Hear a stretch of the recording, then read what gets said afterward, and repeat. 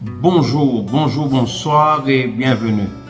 Bienvenue à notre entretien, l'entretien numéro 190. Aujourd'hui, chers amis, je vais vous démontrer, vous prouver, vous illustrer, vous montrer, vous établir que l'essentiel est invisible pour les yeux.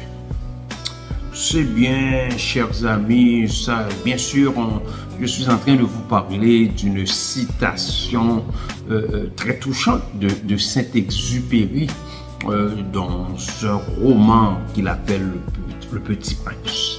Le Petit Prince. Cette citation nous rappelle qu'il faut savoir aller au-delà des apparences.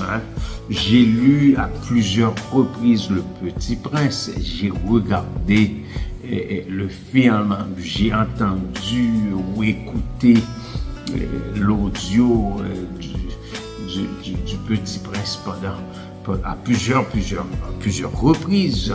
Même quand j'étais au collège, on avait un cours qui s'appelait Humanities et on a analysé Le Petit Prince en profondeur. Mais attention là,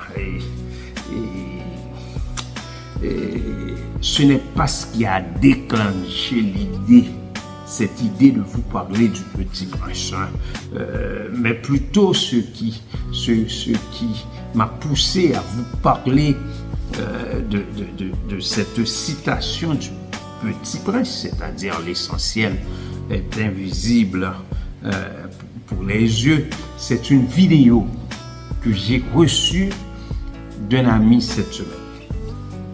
Une vidéo où Benjamin Lys, c'est celui qui a remporté le prix Nobel en chimie en 2021, il répondait à une question d'un journaliste qui lui a demandé, de lui expliquer quelle est d'après ses impressions, la signification de la vie.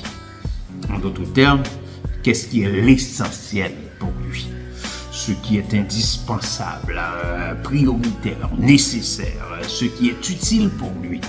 Il a répondu. Il a répondu ceci. Nous soupirons tous après les choses matérielles, les choses physiques, les objets, il les appelle des objets, comme l'argent, la richesse, les belles voitures, etc. Il a parlé de beaucoup de choses. Il a dit comme le prix Nobel, comme dans mon cas. Mais il a dit ce ne sont pas ces choses-là qui sont les plus importantes.